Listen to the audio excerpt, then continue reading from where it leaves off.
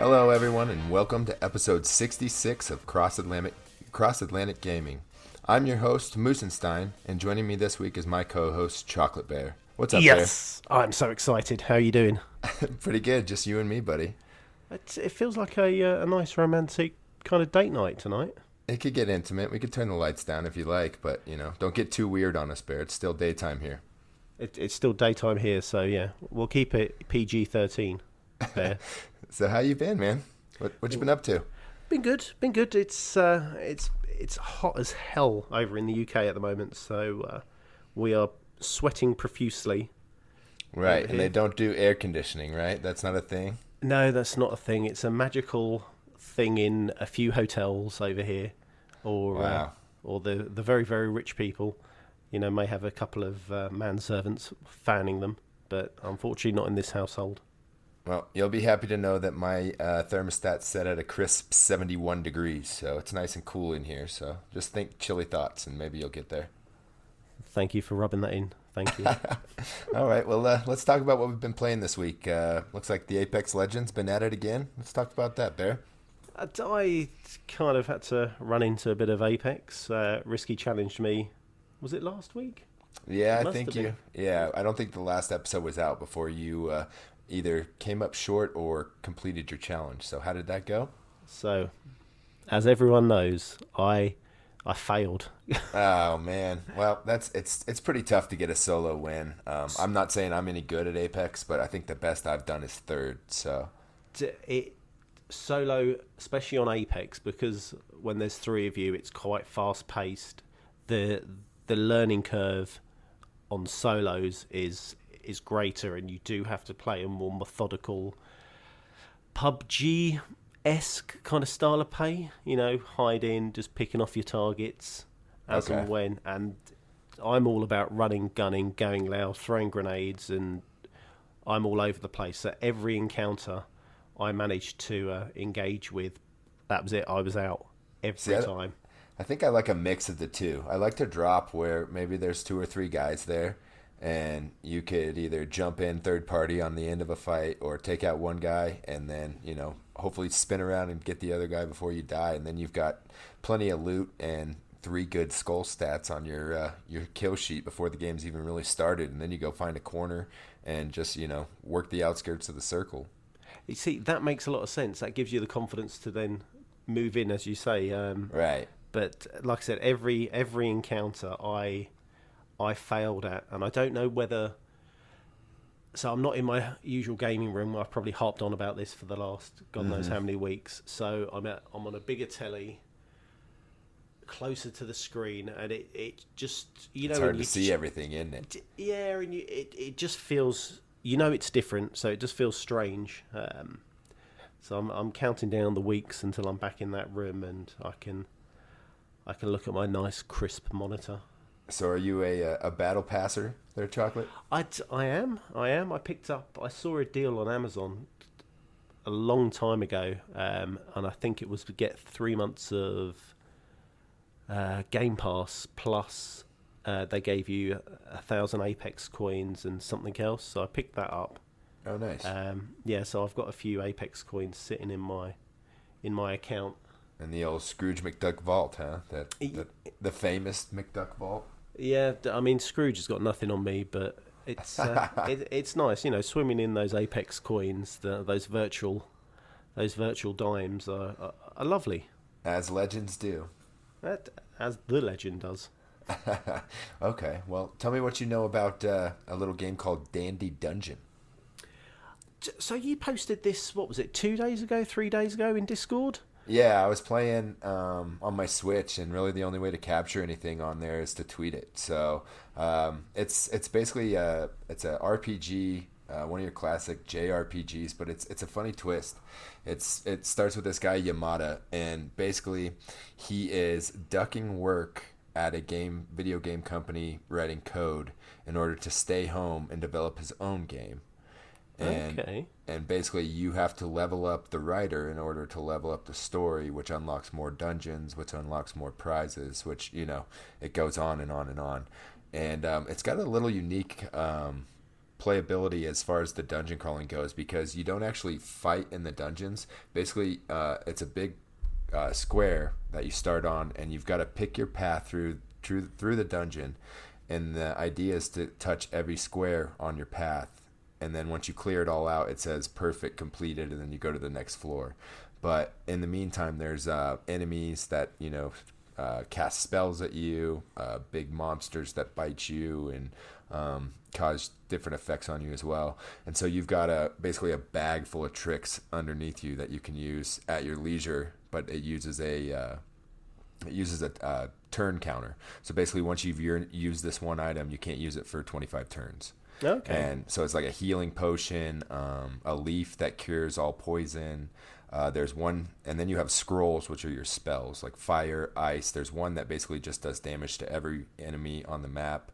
There's one that ups your HP, or not your HP, but your hit points on other people. Okay. So, it basically like buffs your attacks.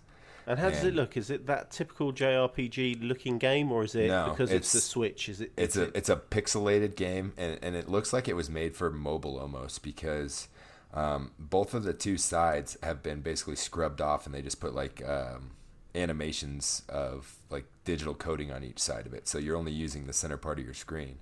But there is a cool thing about it that I don't think you need to use your Joy-Cons. It can be done by touchscreen. Oh, okay, that's an interesting. So, it's a pretty fun game. In the eShop, I think it's like $24.99 right now. It's definitely not a $24.99 game, but it was on sale for $16.99 last week, and then I happened to have 600 gold coins in my old Scrooge McDuck account, so it cost me $10. And it's worth a shot.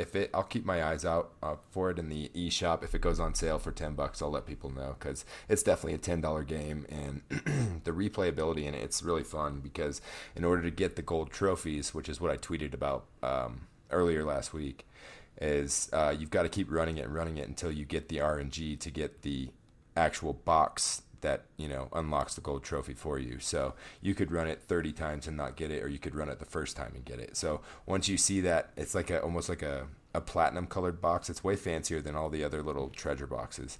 Once you see that one, you've got to beat that level this time, because that's your chance to get the gold trophy. I see. That sounds really good. Yeah, it's a pretty fun game, but please don't spend 25. Well, if you want to spend $25 on it, it's a great game. The developers actually retweeted my tweet, so that made me feel special. But you're famous. Yeah, a little bit internet famous. It's no Sea of Thieves, but I got my little moment of sunshine. Pick it up. I'll let you guys know if it's on sale. And that's Dandy Dungeon. So speaking of games that should be mobile, tell me about this Gears Pop, Chocolate. So downloaded it day one. I think it was just me and my kids. It was a tough day. I saw a tweet that Gears Pop was out, downloaded it. And from, when was it, E3 last year? I wasn't expecting much from this Pop game. However, it's strangely addictive. It's each round is about 3 minutes if you're doing versus. You do have the ability to do, and when I say horde, I'm going to use massive air quotes, a horde mode game style, which is just you and a co-op partner going through potentially 2 or more waves. But it's like a card game, right? It's not a card game. Kind of like Clash Royale. Yeah, so someone mentioned it's like Clash Royale. Okay. I took it more as a kind of Plants vs Zombie type game. Okay. Where you're running your lines that you have. Your 5 different lines. Right, so almost like whack-a-mole. Keep them all back. Yeah, exactly. So Gotcha. On this one, you've only got 2 lines. You've got loads of different classes. You've got your good guys, your bad guys. I can't even think of the bad guy's name now. The name eludes me. But yeah, you just go through, and then you're trying to take out General Ram, or you're trying to take out your counterpart's Pop. Okay. It's but good it's fun. cute, right? It's Gears of War cutesy. Yeah, it's Gears of War. Well, it's more Funko Pop which Right. obviously that's where the tie-in is. So you're not chopping apart Funkos with a chainsaw or anything? No, well, Okay.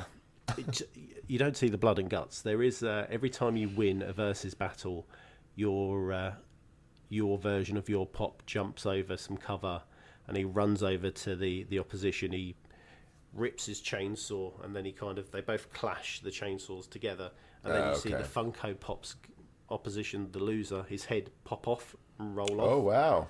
And so it's funny, it's cute.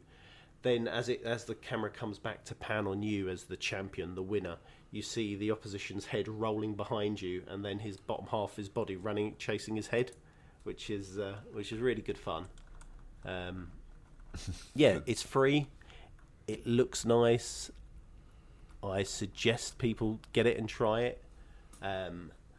There is a way that you can do clans, so you can make your own clan. Right. The downside with the clan that I've noticed so far is all it is it gives you invites to other people in your clan to do the horde mode. So potentially, if no one's on, you're waiting for somebody to jump on. So you have to be clanmates in order to play multiplayer, or No, you don't have to. You can do it with randoms. I suppose I can see in the future there may be a kind of Division style or maybe Destiny style of if your clan is so active and you get X amount of kills or wins on whatever mode, you get a loot crate. But so far, from what I can gather, all it is just to buddy up to play the horde mode. okay. And then also, it's a mobile game, so it shows you and points you in the correct direction of what is the best value to buy. Right. Loot Spend crates. your money here, right? Exactly. It's a little bit gimmicky from what I'm playing so far. I don't feel the need to spend money. You can level up your characters just by winning. Is everything on timers though? So like every other mobile game where you have so many lives to play and then you've got to wait 15 minutes? You keep going, you keep rolling. Nice. The only downside is you can only open loot crates if you've got enough coins, or I don't know what the silver currency is. So there's another currency that's silver. It's Could be probably just silver. straight up money. Yeah. So every time you win a crate or you upgrade one of your characters, you need either the gold or the silver to upgrade that person. Okay. That's their potential spin on the whole kind of timer thing. So they put a paywall on leveling up, essentially. Kind of. I mean, if you're not too gung-ho, you get a shed load of money or free gold, free silver. I haven't needed to pay for anything. So I think I'm at 5,000 gold and God knows how much silver. So I'm never going to pay for whatever again. Yeah, and then when I do, that's the game's done for me. I won't be playing it anymore. Gotcha. Yeah, so once you hit that paywall, then, thanks for the fun. Yeah, exactly. I was going to mention there is, from what I've found so far, a kind of a cheat when you play your opposition. I do find that people struggle with the fact that if you flood, so you've got two flanks, your left and your right. Mm-hmm. If you flood one side of the flank, it seems to be the opposition can never defend it as strongly because you're already on the back foot. So I think you've got 1, 2, 3, 4. You've got about 4 or 5 kind of walls you have to jump over. Right. Every time you cap a wall, it lets you move your infantry to the next one as such. So you send the dogs down one flank and leave the other one a little bit exposed, and a tiny bit. You put 1 or 2 down your left. Sometimes Sure. I flood the right. There's loads of people. There's like a little bar timer, and each character is worth points. So for every however many seconds, you get an extra point. And you've got like a 2-tier rotation of your squad. So I've got all the cheap people on the first rotation, right, the and pawns. more expensive, higher level, stronger, everything in air quotes again, to go down as the second lot of crew. But yeah, like I said, try it. Flood. If you're not winning games, try and flood one side. Use a lot of your men, and you should see a little bit of joy doing that. Yeah, Chocolate, I don't have time to play all the games that I want to play on consoles, and now PC is a new thing for me, so I'm going to leave the mobile games to you, sir. That's fine. It's. I found it as a new toilet game, so Oh, there you go. yeah, I don't fancy bringing the Switch in. Daddy needs his arms free when he's in there. What? Yeah, I don't know. Yeah, don't go any further. I shouldn't. All right, well, let's go ahead and move on. I played some Wolfenstein finally. That's a pretty exciting and violent game. Definitely not one to play with the kids in the room. So the New Order. Yes. I thought this was Youngblood. So it's now. Is this the first one that came Yeah, out on the Xbox? This is the first one out for Xbox One that came out, I want to say in like 2016, 2017. I bought it on sale last year, 2 years ago, something like that. And I just haven't gotten around to playing it. So I've got this one, I've got two, and then I've got two of the standalone DLCs or whatever they are. I haven't picked up Youngblood yet, but I hear it's not great. So it might stay on the rack for a while. I've seen some people say they're not impressed with Youngblood. So But tell me, how are you? Go ahead. Oh, I was just going to say, tell me about it. How are you finding it? There are definitely some adult situations in that game, from nudity to sexual situations to. Really? Oh yeah, I didn't realize it either. But there is a train scene after you escape with the nurse that has watched over you for the last however long you've been in a coma, and she's you're grateful, she's grateful, we're all grateful, so let's be grateful together. Wow. That sounds intimate. It is. You get a little side boob action, and that's about as far as I can go without changing our ratings. So how are you finding the mechanics? I mean, you're saying this is going to be what, a two-year plus game? yeah, it looks good. The mechanics are pretty good. The guns are great. The only thing I don't like is as far as the movement, it feels old and sluggish. So, I want to get up and sprint and jump and mantle and climb and do all these things, and it's just not in the game. So that's the only gripe that I have. But all in all, it's a good game, and I'm wondering what took me so long to play through it. I think I've heard the story's quite good in the first one. Yeah. I'm yet to play a significant amount. I think I've played half hour of this game and not really scratched. And essentially, it's Nazis won the war, and you're a freedom fighter and part of the resistance, and you get blown out of the sky, and you end up in a coma for like 12 or 13 years, and then you come to and figure out that basically the resistance is dead or almost dead and completely underground at this point, and it's one man's job to kill all the Nazis and take back over the world, apparently. Good. Yeah. It's a different spin on history, It is. I was just thinking this is Sweeney's type of game, but then that kind of doesn't bode well for him, does it? So I suppose having that different spin on the war is what would intrigue Sweeney for this game. Sure. Yeah, it's definitely not historically accurate by any means. But I went up into my the little hideout where all the resistance fighters are, and I went to my bed and it said Open Nightmare, and I started it, and I started playing the original Wolfenstein 3D.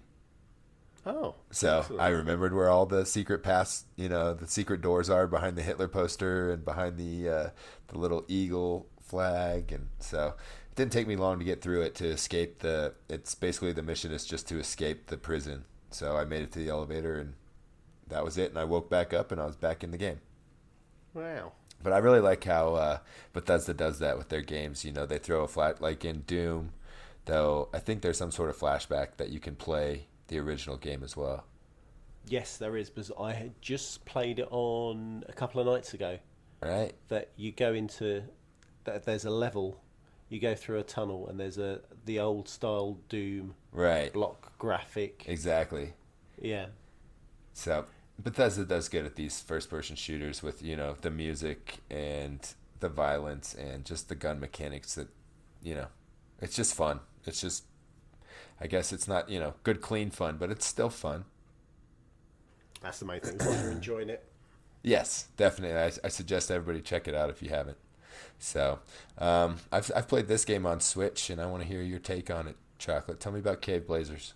So I picked this up. I think it was probably in my height of Dead Cells euphoria. Okay.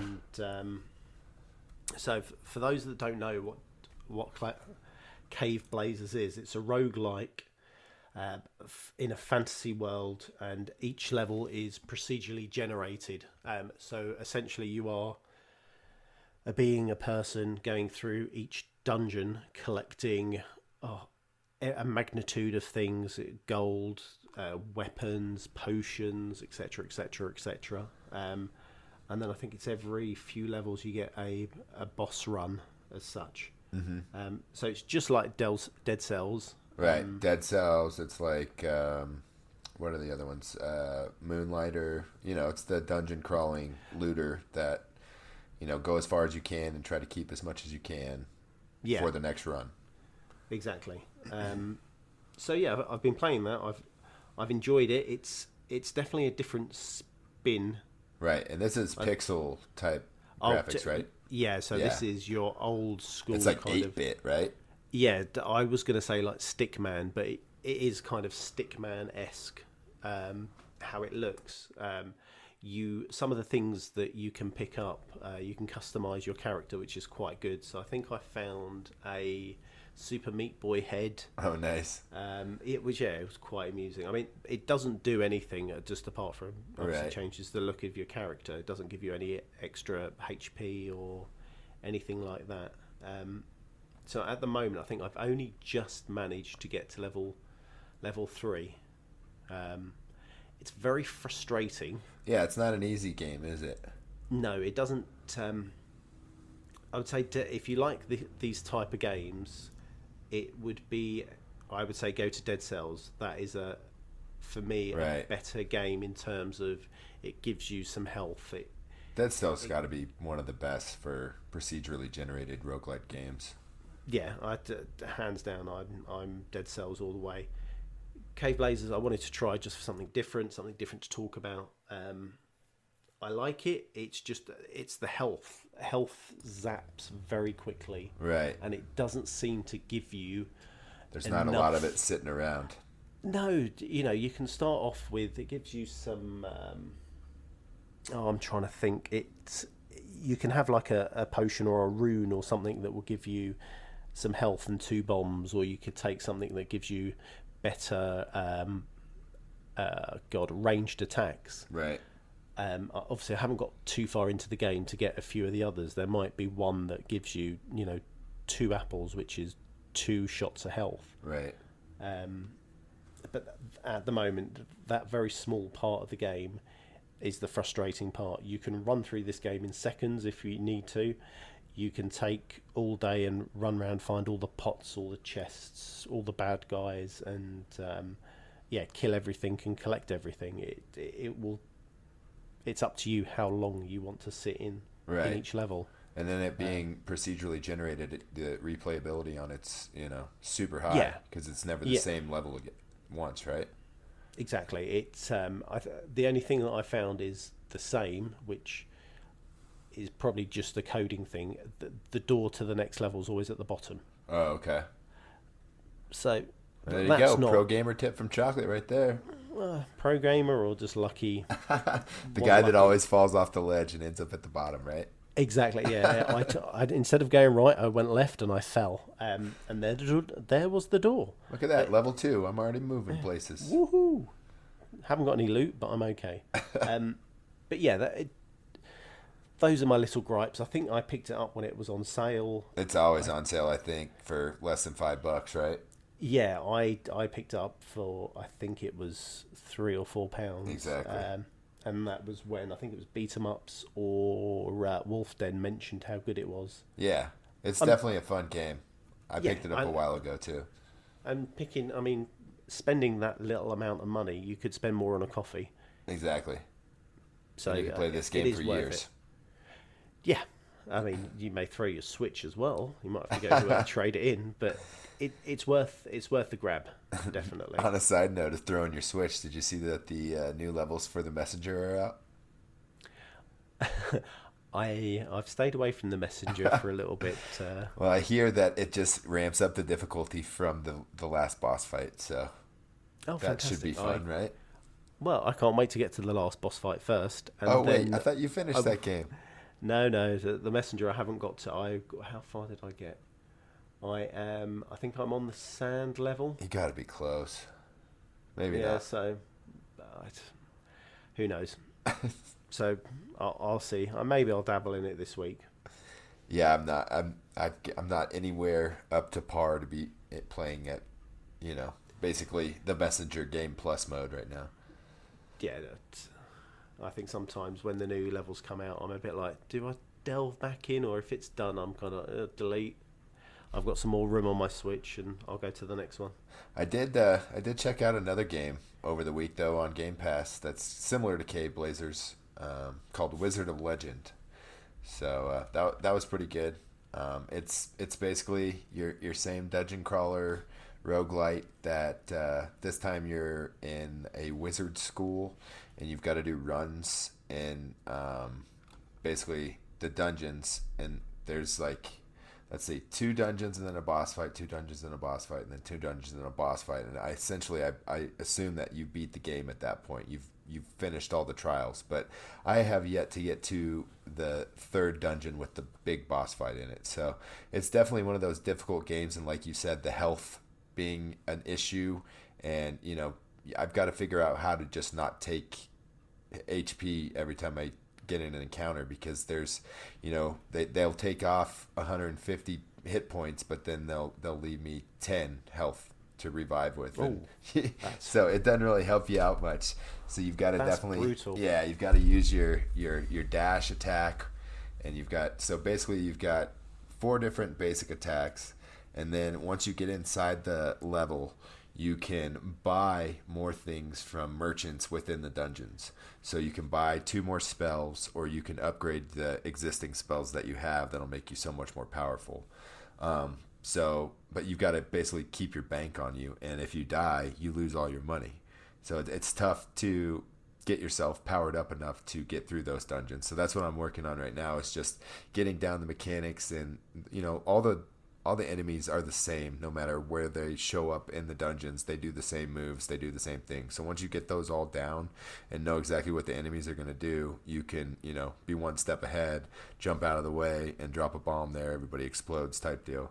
So it's the learning the mechanics of it and learning everybody's moves and the timing of things right now. But I think it's a pretty fun game, and I'd like to see how far I can get with it. And if anybody else out there has played it or is playing it, give me some tips, because I've watched some YouTube videos, and basically they're like, don't die, and that's as helpful as that is, it doesn't point me in the right direction.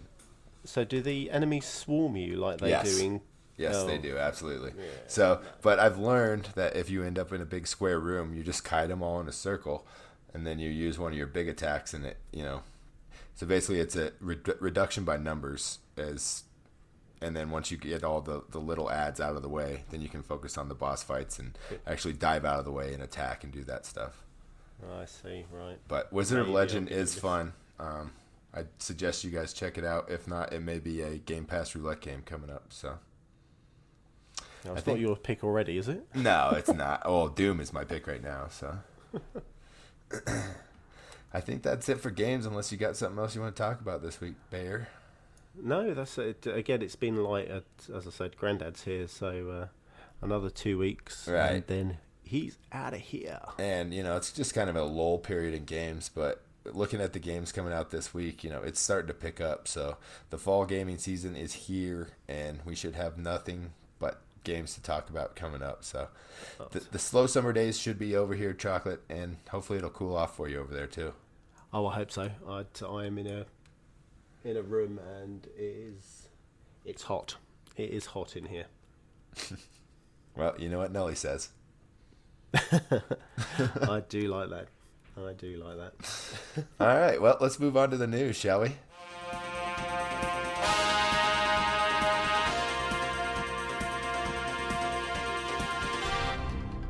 Let's go. And I'll do as Risky loves. That's my favorite song. Yeah, if he leaves that in, I will murder him. Right. News. Right, let's go. Do you want me to hit the... do you want me to do the bits in yellow? Yeah, go ahead. Right. PAX West this week. So if anybody's out there on the West Coast, I believe it's in Seattle. So I'm looking at you, Ben. I know you're really busy at work. But go down there, check it out, take some pictures, post them on Discord, tell us what it's all about. I'm not going to be able to make it out there, but, those PAX events are basically for gamers to look at new games. So those are the events that you want to go to. If you go to any of the gaming conventions, I'd say PAX is the best one. There's a little convention down my neck of the woods in November, which I'm hoping to get tickets for. I'm hoping, yeah. I hear there's some pressure being put on you to make it happen, so... I'm going to make stuff happen. I'm working on the wife, and she seems like she's in a good mood for me to do this. So can't I wait may to have hear. A free pass. I can't wait to hear live from XO20 Chocolate Bear.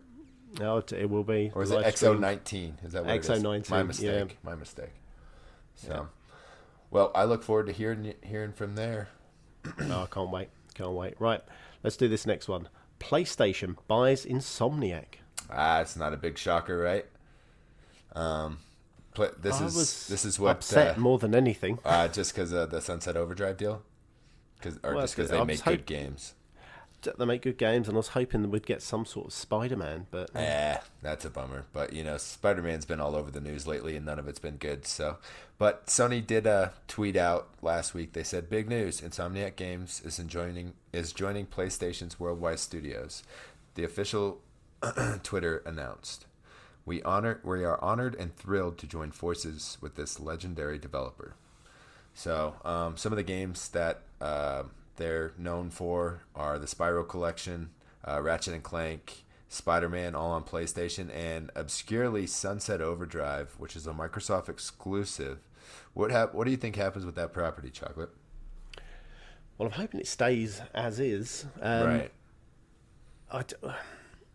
Okay, I suppose my gamer in me is saying if it gets opened up and put on PlayStation, great, more people get to experience more good games. I mean, that game was amazing for its humour, its slight kind of pulp culture-esque, imagine what happens if this drink basically takes over the world and right, yeah, the energy drink becomes a zombie trigger, exactly. Basically.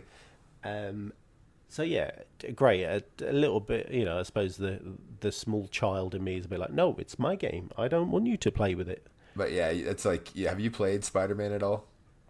No, I haven't. Because there's so many feels from Sunset Overdrive, just as far as the traversal through the city. Instead of grinding on top of the power lines and stuff, you're swinging from webbing, but it feels almost exactly the same. Yeah, I think that was their prelude to getting that Spider-Man franchise. Right. I'll say franchise, Spider-Man game. Hopefully there's more games, because that one was excellent. You just got to get yourself a PlayStation, Bear. That and need more time. But the kids are going back to school shortly as well. So thank God for that, right? Mine are in school as we speak. Yeah, I think it's every parent's harsh. Every summer, every break, every half term. It's like, oh God, what do I do with the kids? And 6 weeks is tough. Right. This next one. Respawn CEO apologizes for devs' harsh comments on Reddit. What are these arse-hats doing? Please tell me. Exactly. So apparently after basically they did a question and answer on Reddit, and it got a little heated. So developers got into an internet fight with displeased gamers on Reddit. Respawn employees called Reddit users toxic, freeloaders, and at one point asshats. I think they called one guy a dick at one point too. So it's just being petty on the internet strikes again. It doesn't do any good PR for you. No, absolutely not. And so the CEO had to obviously speak out about it. So he took to Twitter with a very I want to say long-winded, but it was definitely. He didn't have a lack of words. I think he made a basically like a picture of it, and then took a picture of it and posted it on Twitter. That's the new thing, isn't it? You write it in your iPhone on your notes. Yeah, you and make then you screenshot it, and then exactly. Exactly, and then there's normally 4, isn't there? And it's So I'm just gonna paraphrase his apology here, but you can go and look at Vince Zampella's official Twitter for the full apology. But it says some of our folks crossed the line, and that's not how we want Respawn represented. I apologize to any of our fans that were offended, and it goes on from there. But I didn't write down the whole quote. No, it's not good on their part. Like I said, bad.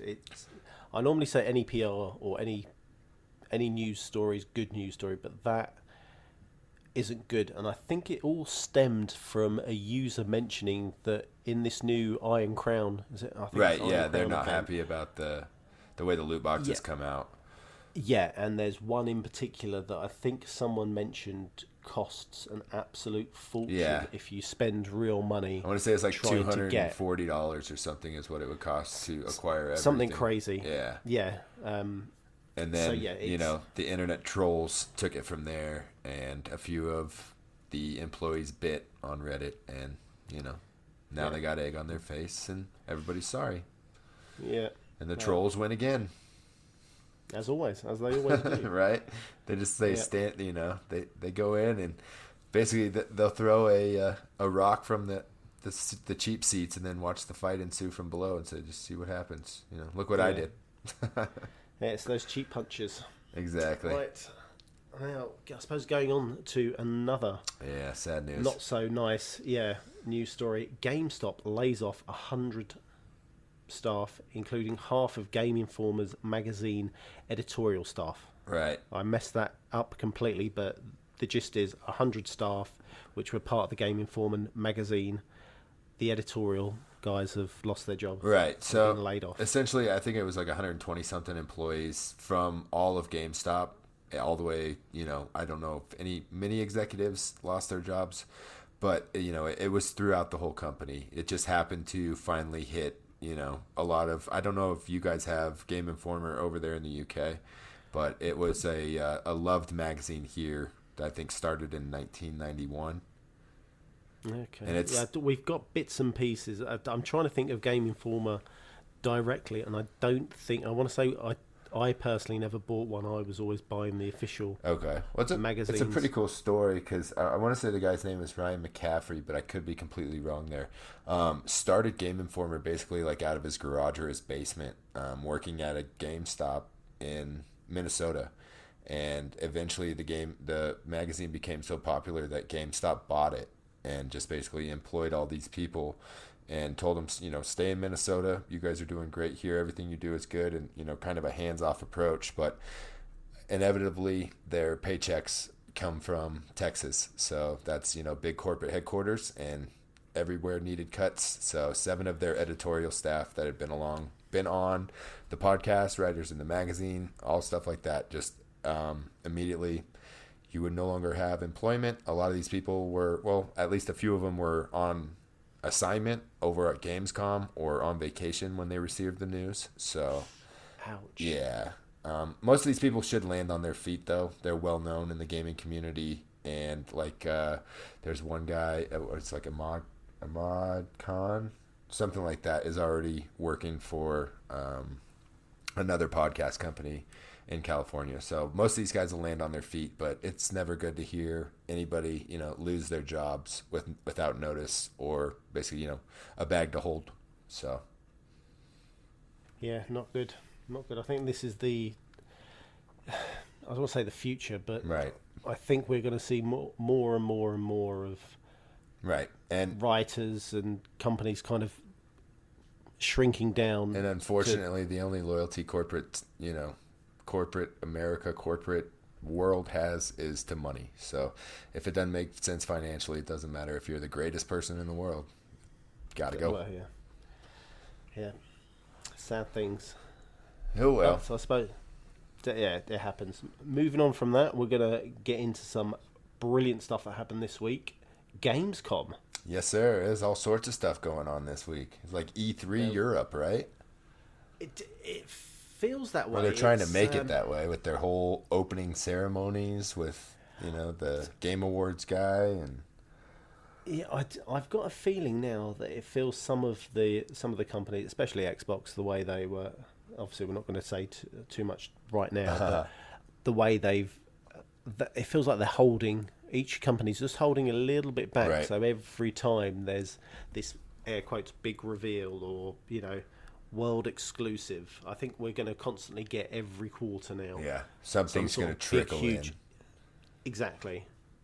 That's just the way. I think that's just the way things are going now, which I like. It's the days of having games announced 3 years and then in development and then finally coming out to a disappointing audience. Yeah. I think that's over with. So they don't even say anything until things are 6 to 9 months out, and then they said you can play this next year. Yeah, exactly. I think the hype train, keeping it short, sharp, and different games constant. Right. I think this is what we need. I think it's also the way of us as human beings now that our attention span is so short, and we need that kind of, I'm going to call it a drug. We need that drug hit. Yeah, it's just instant constantly. gratification. Yeah. Yep. Tap and click. That's the whole society now. Tap it, make it happen now. Exactly. That's like I had no internet for like 17 minutes in my house earlier today, and I didn't know what to do with myself. It's not good. What did you do? Did you just sit there and look sad? Nah, dude, I had cell data still. I was good. I still got those internets. Exactly. I'll always be connected. So, what happened? Nintendo Showcase. Let's see. It was about, did you watch it? It was like a 20-minute, 25-minute presentation. I like the way that Nintendo's doing this with, it's no fluff. They don't talk about anything. They just show you games for 20 minutes. Yeah, it is not. I do find that my only my critical part of it is it goes so quickly. Mm-hmm. There was a game I saw and I was like, oh, I like that.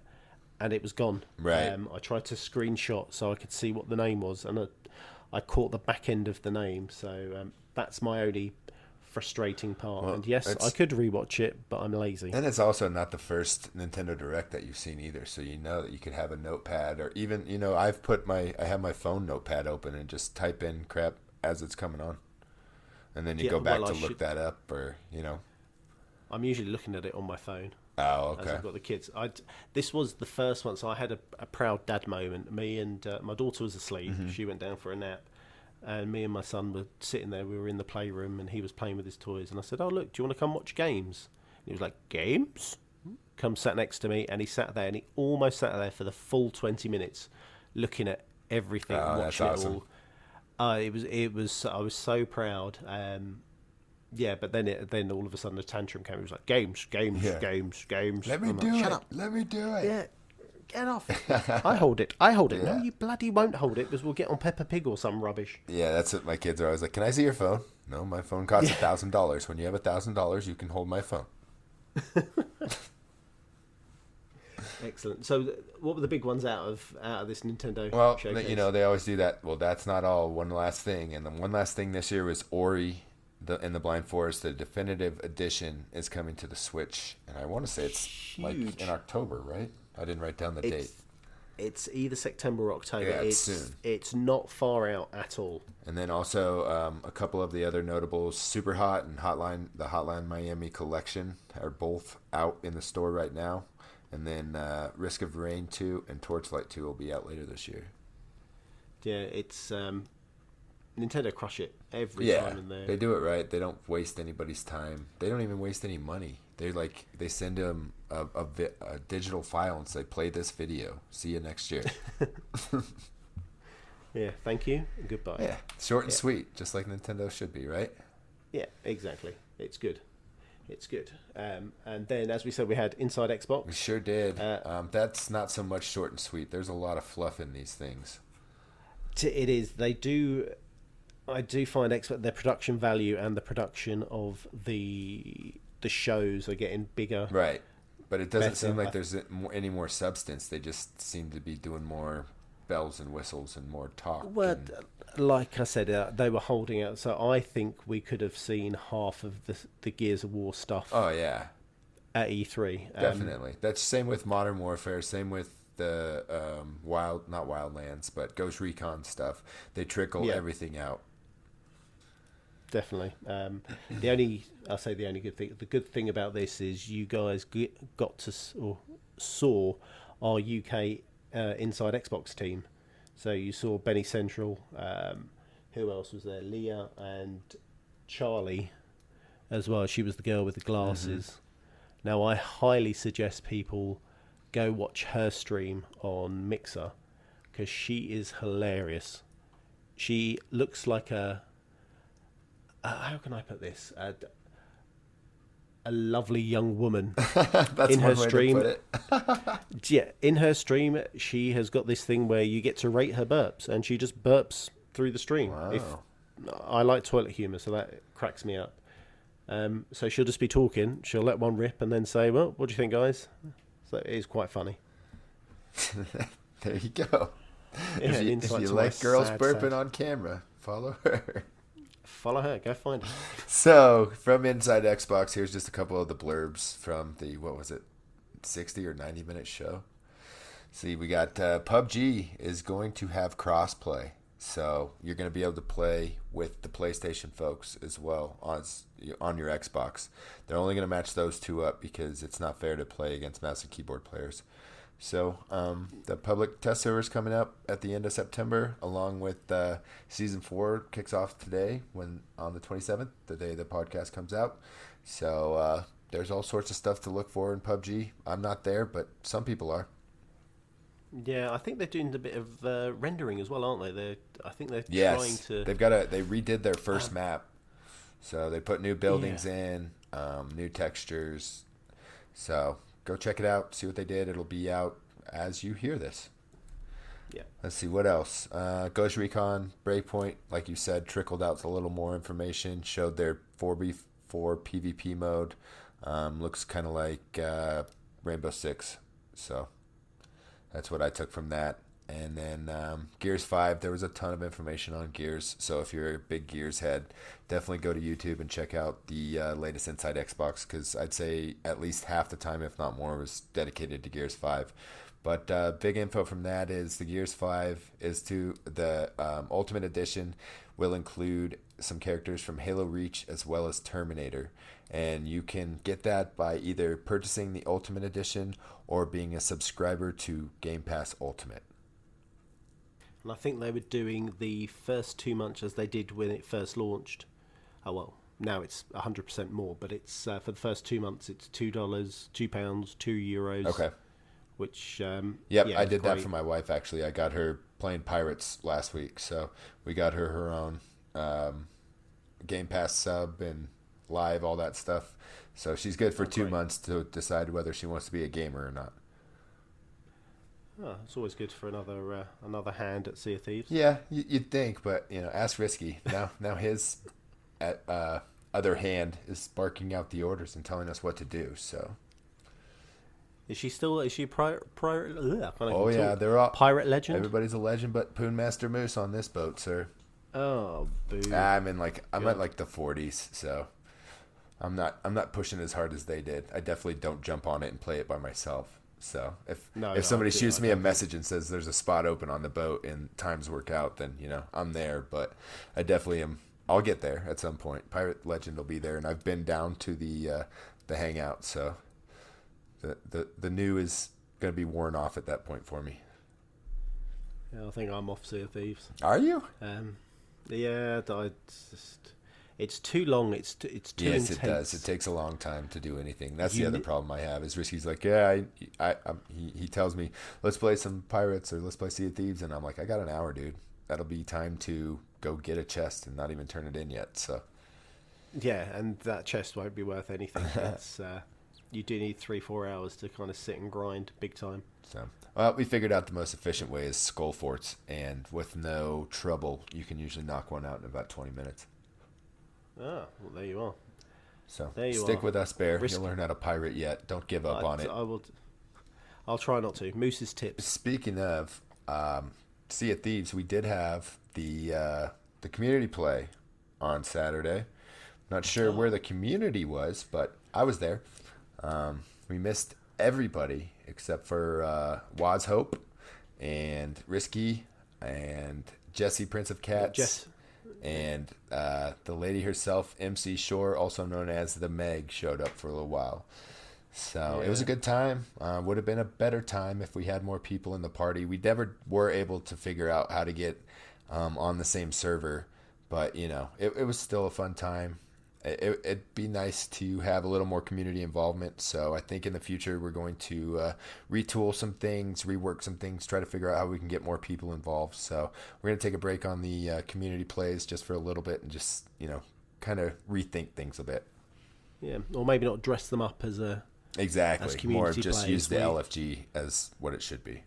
Yeah, I mean, I think all of us, we all play with the guys exactly constantly. So it's but we'll see how that goes. Yeah, so just look forward to that. Something coming from us as far as community engagement in the future.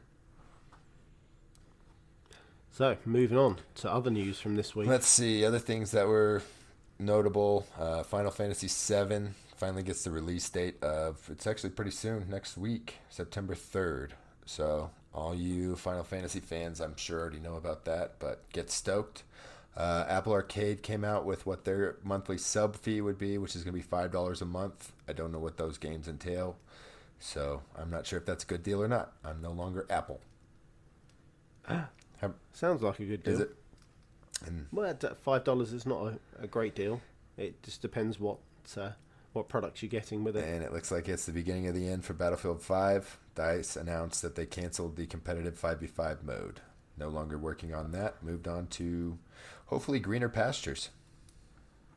Yeah, I'm glad I deleted that off my Xbox. I had that was like almost 90 gigs, wasn't it? Something like that. It was huge. Yeah. But I made a grave error, so I deleted that and then re-downloaded the Halo Guardians, Halo 5. Oh, that's fine. I'll play that with you there. I haven't played through 5 yet. Yeah, I should. I'm not great, but yeah, I'm always a good meat shield. There you go. What else? We need those. Everybody needs those. Someone's got to take those bullets. Exactly. Like you said, the less expensive characters up front. Yeah, why not? So have you heard new Switch model is out available in UK now too? So yes. Are they doing any kind of deals like they did at GameStop here, where you could trade it in for a way smaller amount? No, for some strange reason in the UK we enjoy kind of taking every penny that everyone has. That's awesome. Yeah. So I mean, I haven't honestly looked. And I suppose it might be worth for the amount listing your Switch for £250 or whatever and going and getting a new one. It could be. I mean, for the amount I play on my Switch, I'm okay with it and I'm happy with the amount I use it. Would I upgrade? Well, maybe. It all depends. But daylight, on what you type. can see it in the daylight. Yeah, but I only play that thing inside. When I'm in the daylight, I'm meant to be playing with the children. Sounds like you need to go outside more, Bear. Just bring the Switch. Maybe. Maybe. So, yeah, other than that, there wouldn't... let's see, what else? We got kind of a better picture of what Death Stranding might be, maybe? There's something called Bridge Babies. That's what those weird baby things in the jars are. So apparently they connect the living world and the dead world. Okay, that still doesn't... bring me in. No, it's a weird ass game, dude. That's all there is to it. Kojima has finally gotten free reign, and we get to see inside that weird little head of his. Yeah. No thanks. Next. Cyberpunk coming to Stadia. Good move. Sure. Move, I don't know.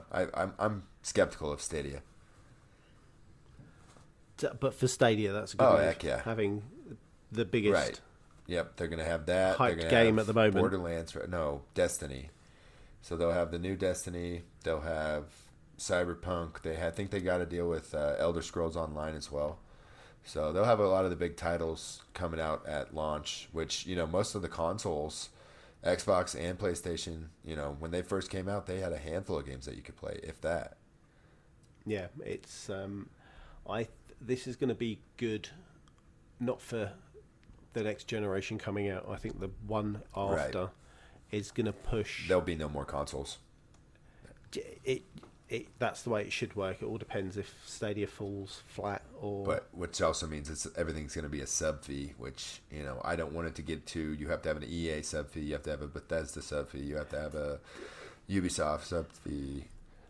Yeah, I can't see that happening, and your controller price will all of a sudden go from your $70 to potentially $200. Yeah, exactly. It's No, thank you.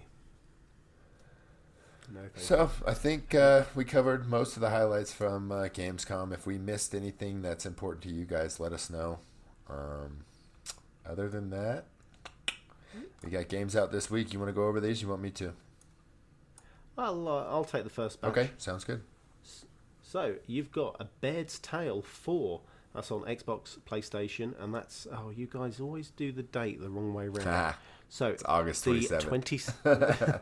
The 27th of August. It's also day and date in Game Pass. Control is out everywhere, bar the Switch, and that is the same date as well. Now that's the guys from Remedy. Looks completely like which I was playing this week, and why is the game escaping my head right now? What was the game with Iceman? With Iceman? It wasn't Iceman. Yeah, do you know the guy who played Iceman? So Remedy brought out a game not just after, but after. Oh God, all the games are escaping you me. You are words right now, aren't you? Yeah, I am just losing it. Everyone's shouting in the headphones, going, "It's this game, you imbecile!" Alan Wake. Quantum Break. After Alan Wake, Quantum Break. There you go. Yeah. So it looks very Quantum Break-esque. It does. But the lead is a female protagonist. So, yeah, I'm quite interested to have a look at this. There's definitely chatter in it on Discord, so it looks like an intriguing game. Yeah, definitely. We also have Wreckfest out on the same day as well, and that's on Xbox and PlayStation. If you ever played Demolition Derby on like the original PlayStation, I'm pretty sure this is that game mixed with the other wrecking game, Burnout. Burnout. Okay. So it's a beautiful, it's a beautiful 4K smash your car up game. Sounds perfect. Perfect. We also have the Dark Pictures anthology, Man of Medan. Nope. Medan. Big nope for me. No? Yeah, that's a scary one. I don't know. Ooh. There's another game that's a bit scary that's coming soon. We also have Astro Train. No, that's Astral Chain. Yep. On the Switch. I'm getting this one next week. I'm excited. So that's on the 30th of August. Yeah. And then we have in Game Pass, this is the one I'm looking forward to, Blair Witch. Day and date, that's on PC and Xbox. So if you've got the Ultimate Game Pass subscription, you'll get that for free. And you also have Kingdom Come Deliverance. Again, that's PC and Xbox. Fantastic games. Big games. We also have Devil May Cry 5, another huge coup. Yeah, for that just Game came Pass. out this year, right? Earlier in the spring. Yeah, it was one of the earlier titles. Got Solaris, that's out. We have Age of Empire, the definitive edition. That's on PC. That's right, and Ages of Empires huge. 2 definitive edition comes out, I think, November 13th, and that's straight to Game Pass as well. Yeah, so the guys on the PC version are they're definitely grabbing some big titles. You also have Ape Out as well. That is a different game. Very violent, but they use color splash in a unique way. Okay, I haven't seen any of Ape Out So yet. essentially, you are a gorilla trying to escape a prison, and the guards are trying to stop you, and you basically just use your hands to grab guys and smash them into walls, or grab guys and throw them into other guys, and basically just make a bloody mess out of everybody. I was just going to say, it sounds a bit messy. It is top-down maze type game. Yeah, I'll have to have a look. I'm not on the PC, but who knows? So, and also games with gold. You've got Gears 4 at the moment, so if you want to get ready for Gears 5, which is out, a few more days to get these games. Yeah, definitely pick them up. And then you have Castlevania Lords of the Shadow. Yep, I think that was the 360 selection for the second half of the month. So these games are going out in 3 or 4 days, and they haven't posted the list of the new games yet. So as soon as we know what they are, we'll post them in Discord. Do you know what will happen? They'll come out as soon as this podcast drops. Oh, yeah, absolutely. They'll do it. That's usually how it goes, right? Yeah, exactly. We're always a week behind. And that's it with the news. That's it. We made it. We did. So But it is still, that special time of the month. Mailbag. You've got mail.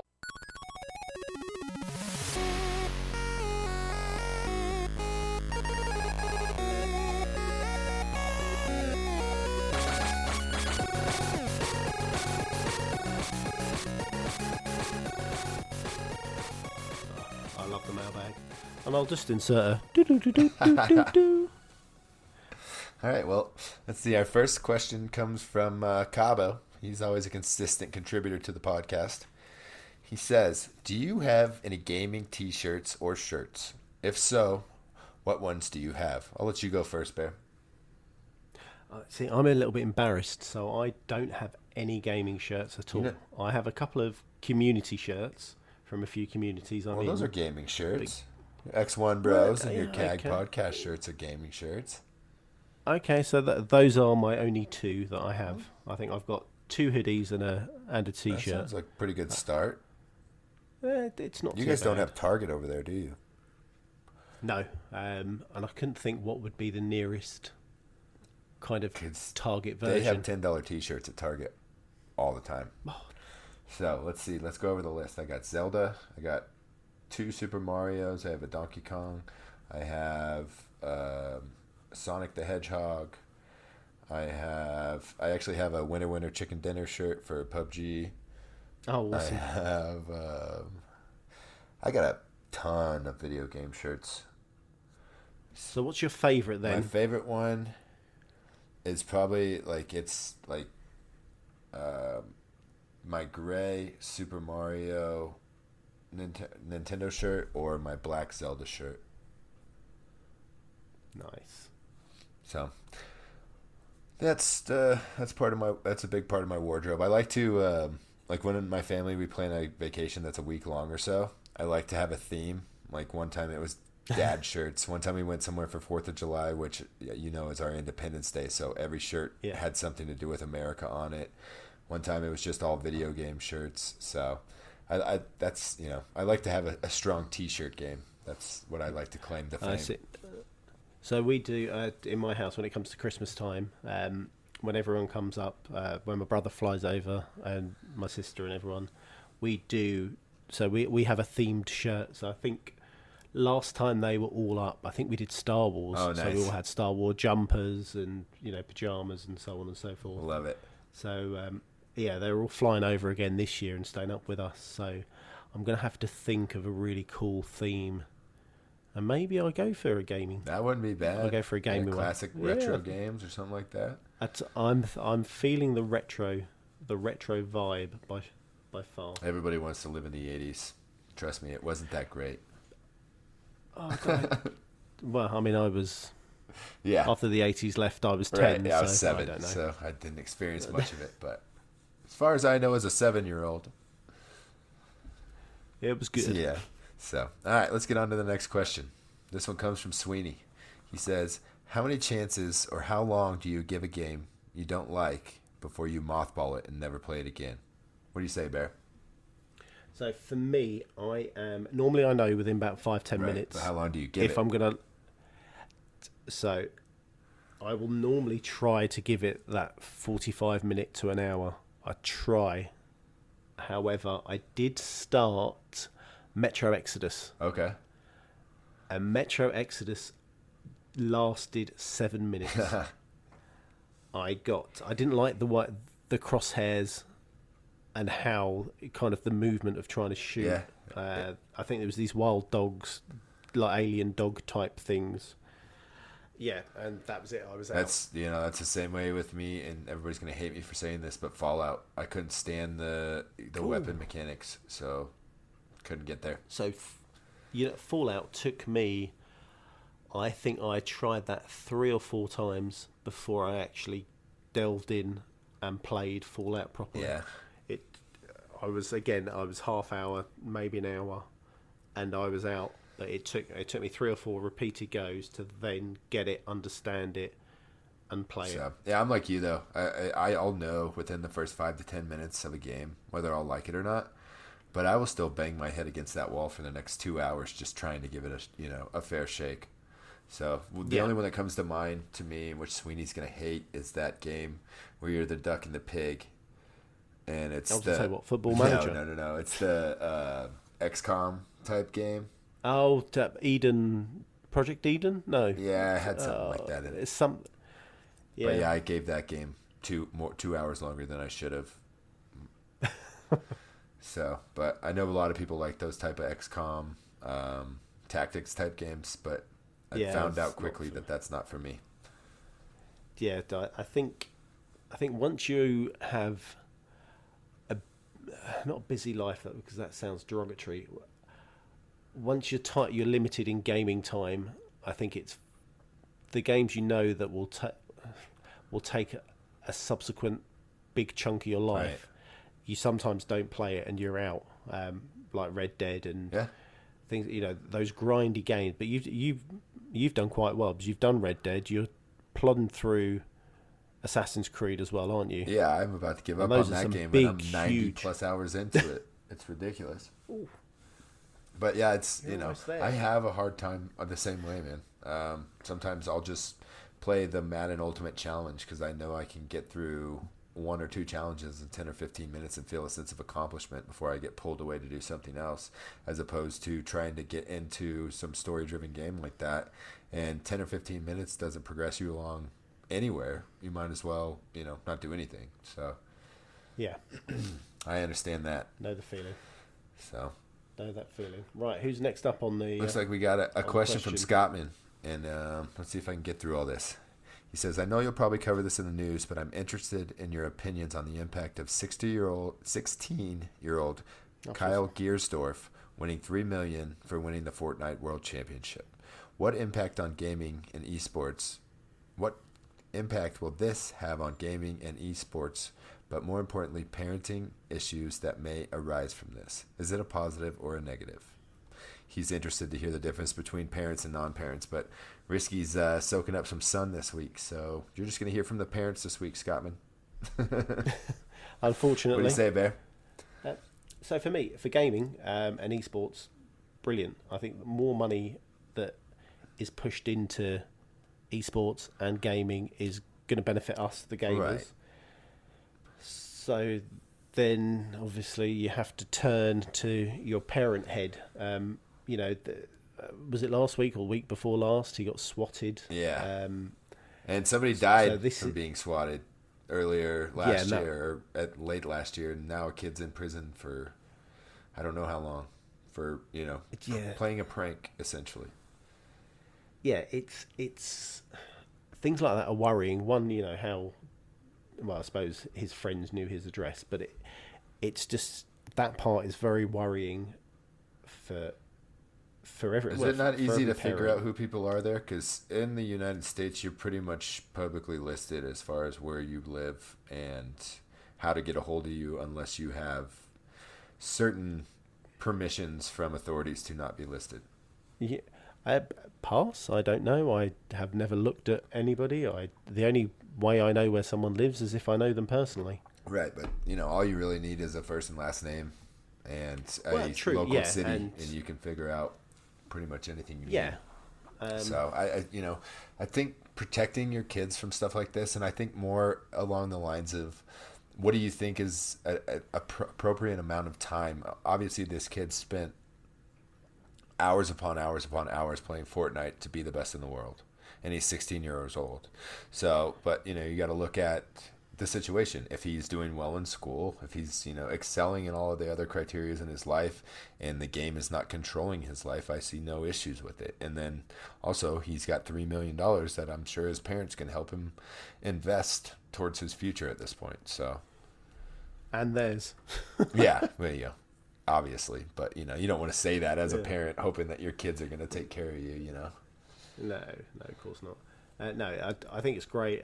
I just think to the other side there is those horrible negatives. Right, and that's back when we were kids, I'm sure it was you wanted to play professional football or soccer, and I wanted to play professional American football. And what my parents told me is, there's millions of you that want to be professional football players, and there's only a couple thousand that get to do it every year. So you need to work on other things other than football, just in case that doesn't work out.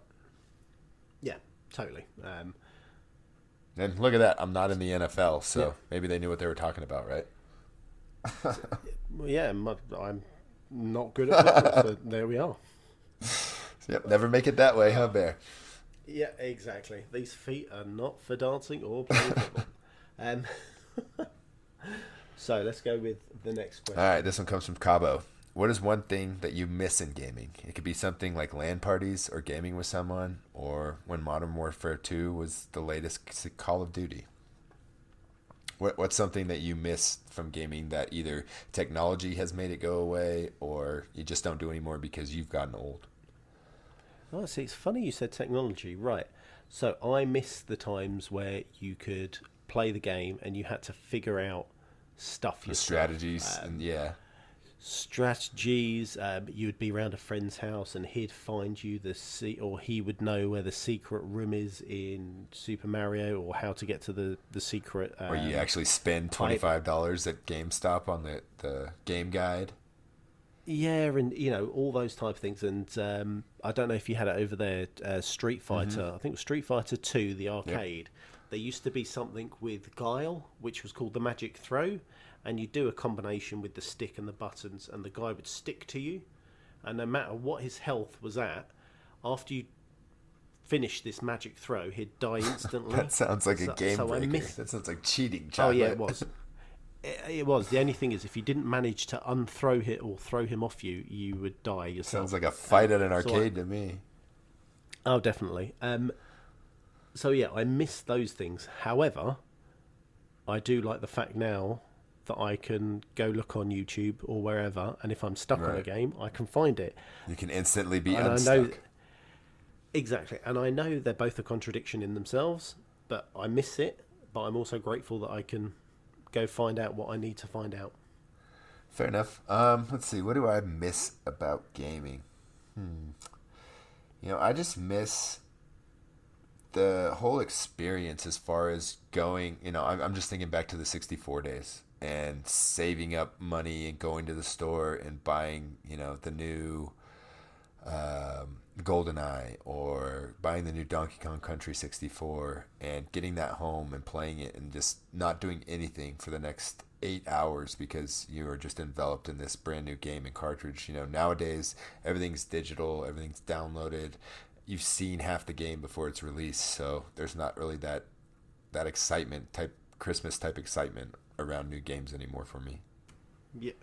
Well, yeah, I suppose it's a constant release, Yeah. Isn't it now? It's not the... That's the other thing, too. Yeah, I think... you don't... At least I don't finish games anymore. I just buy something else. Yeah. Yeah, I think that's indicative of what I was saying earlier about how we are as people. It's the next thing. And that's not... I don't think that's the greatest thing as far as a society goes, because anytime you get faced to a challenge, you just move on to something else, change the subject. That's not a great way to solve any type of problems. No. So, good question, Cobbs. Appreciate it, buddy. Yeah. Next one comes from Mir, short and sweet. Hook hand or peg leg? You choose, Bear. I'm going peg leg. Oh, I'm going hook hand for sure. Why peg leg? Because if you've got a hook hand, you can't play games. Sure you can. Haven't you seen the adaptive controller? Oh, listen, I'm bad with games anyway. There's no way Hey, I it need might help. a hook hand. I didn't actually think of that. I didn't think of that. Yeah, and a peg leg, if you ever had to get anywhere in a hurry, you're just in trouble. But I've got a weapon on me at all times. You think you could actually use that as a weapon? You're not even good at soccer. I might be good at baseball. Yeah, but that's on your leg. You play baseball with your leg? Well, no, I'll just pop it off. It'll just the pop right one-legged batter, huh? Yeah. Okay. Definitely. Good luck with that, Bear. I'm going to be running away. Definitely. All right, on to the next one. This one looks like it's just for you. Comes from Professor Pluto. Says, what is your preferred button for throwing grenades? Oh, thank you ever so much. I don't know if that's ever going to get old. I don't know. It's wearing a bit thin right now. So all questions about grenades from here on out will be omitted. Yes. No. So I when I saw this, I had to literally picture what button I wanted to press. I got one. It better be the same one. What? See, I'm not sure whether it's one of the top triggers, so LB or RB. It's left bumper. Or B, and I'm not too sure. No, ever Which should be B. B should be crouch. Well, yeah, no, you're right. Yeah, so LB, I think Yeah. it would be the preferred. Is the preferred one. It kind of gets me a bit funky as well playing Apex because you have to press up on the D-pad. All right, here's a get a better one ordnance. from Pluto. Have you ever broken a controller or other equipment playing a video game? No, that one I have not. I have dropped my controller. I've thrown it up in the air lightly, but no, I've never broken one. I can remember back in the day with the SNES, those controllers were hardy, man. Because playing Donkey Kong Country and Super Mario World, some of those levels, just dying and just throwing the controller on the ground and you just pick it back up and use it again. I think if I came up in gaming in today's days, I may have broken a controller, but I haven't because I've learned how to control my gaming anger. At least I'm working on the other parts of anger in my life right now, but gaming anger I think I might have under control. Yeah, they were strong controllers. I remember. God, do you remember the cords Yeah, with them as well? you could And you had to swing sit them there and you around, were dude, like a whip. They would work forever. They make things to break now these days. So, and they used to make things to last, and now they make things to break. So they charge you 3 times as much as they used to. Well, exactly. So yeah, I think this is gonna be the last question for questions. Just before we wrap this up, I want to let you guys know we are going to change the format on questions just a little bit. We really do appreciate the community engagement and all the questions you guys submit to us, but it just becomes kind of long-winded, and we don't want it to last more than 15 or 20 minutes. So with that being said, also go ahead and if you do ask a question, go ahead and answer it within your question so that it opens up the dialogue and gets us a way to start going there. So this last question came from Ladonian, and his question was, what character from a video game do you actually wish existed? Ooh. Moose, you go first with this one. Okay. Well, just off the top of my head, I wish that Yoshi existed because that'd just be weird. Have a pet dinosaur dragon that just eats and licks everything. Oh my god, that would be amazing. And then whatever it ate, it would either spit out fire or depending on what it eats, yeah. Oh my god. Your dragon burned my house again. Yeah. Sorry. What did you You feed him? planted jalapeno plants on the side of your fence. Yeah. What were you expecting? Oh my god. What about you? How would 1-ups come out of him? I don't know. Maybe another baby Yoshi, or he just drops those eggs behind him like in Baby Mario. Yeah. Oh wow. So for me, I went Marcus Phoenix. Okay. Because I think at the state of the world that we live in at the moment, we need someone who has got a moral compass And see her to kick ass to do and take good, names, right? Yeah, and then sort out every strange character that we have in. I was going to say public office, but well, yeah, in high places, and sort them out because that's what we need. All I can say is Hail Hydra chocolate. That's the way it feels like Right? at the moment, isn't it? So I think that wraps up our mailbag this week. Any of these stand out to you as far as a winner goes? So for me, I'm going to give you 2 to pick from, okay? You're going to give me 2? Yep. Okay. We'll so go with... no, I'm going to give you 2, and then you pick the winner. Okay, go on then. The first one is going to be the talk of kids and gaming with Scottman's question. I think that brought up some good dialogue. And then also, just for the nostalgia point, Cabo's question about what are we missing gaming. So unless there's another one sticking out for you, pick one of those. I am... Oh, gosh. Now, I don't know whether to go for the profound real talk of Scotland's or Cabo's. Go for the feels or go for the content there, Bear? Yeah, that is the trouble. I am going to go with...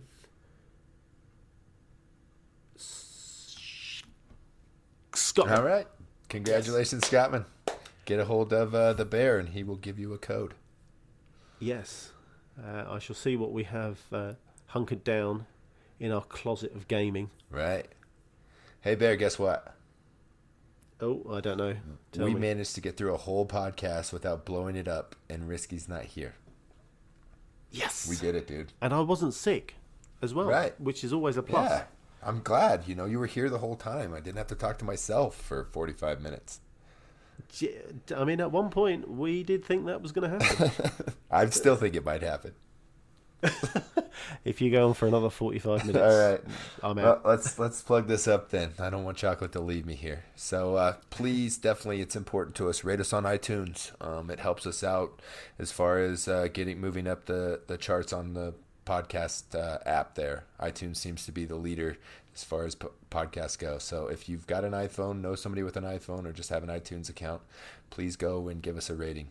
5 stars. Don't care what you say. Just make it 5 stars. If you want to keep up with us on a daily basis, come hang out on Discord. We're all there. We'd love for you to be there too. Discord is definitely the best way to follow all things Cross Atlantic Gaming. Look for the link in our show notes. Yes, please. If you'd like to support our show with your hard-earned money, head on over to patreon.com/CAGpodcast. Shout out to our top tier contributor again, Chaotic. Thanks, buddy. We couldn't do any of this without you, dude. Thank you so much. Appreciate you. And then there's a new free contest, Chocolate.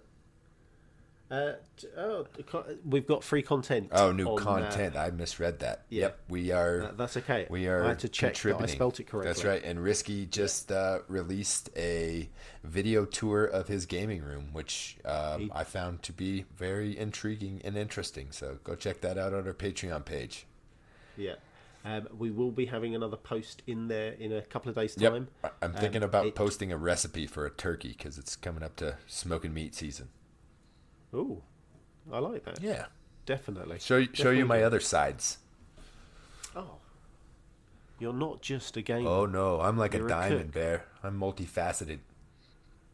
Oh, and you shine in the light. Shine bright like a diamond. If you'd like to stay up to date with Cross Atlantic Gaming, make sure you follow us on Twitter and Instagram at CAG Podcast.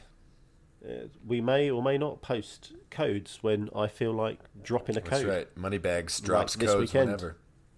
Yep. I won't say the good codes, but it was a Halo 5. Yeah, it was a Halo 5 rec yeah, pack. exactly. If you're into Halo 5, that was a good code.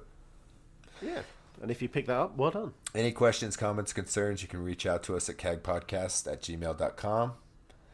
And we just did the monthly mailbag, so that'll reset. Please enter your questions there on Discord, and you could also email Chocolate there at the email I just listed. Yeah. So, Chocolate, where can people find you? I'm Chocolate Bear 80 everywhere. And I'm Moosenstein 8314 everywhere. Thanks for tuning in this week's episode of Cross Atlantic Gaming. We'll catch you guys next week for an all-new episode. See ya. Later.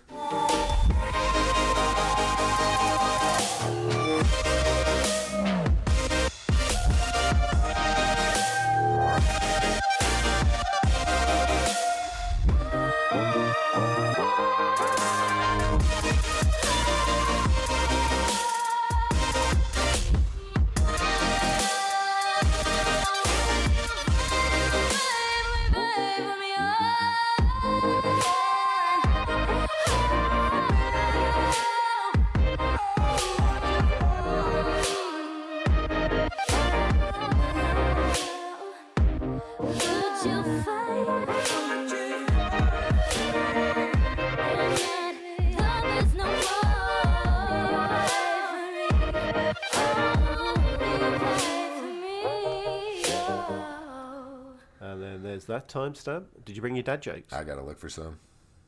I brought one. I found one Okay. this week, and I'm on fire.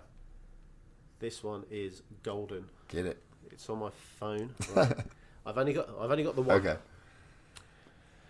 So, I regret rubbing ketchup in my eyes, Well, yeah. but that's hindsight for you.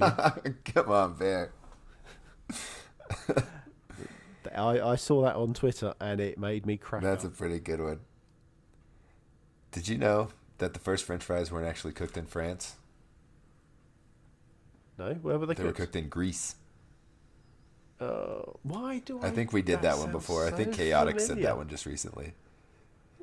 Yeah, that does sound. But familiar. I did Another- pick up a new book on anti-gravity. It's impossible to put down. I think you've got all the ones that we said last time. I've got them. Hang on, let's. I'm gonna find a hot fire one. All right, fine. How do you get a dog to stop humping your leg?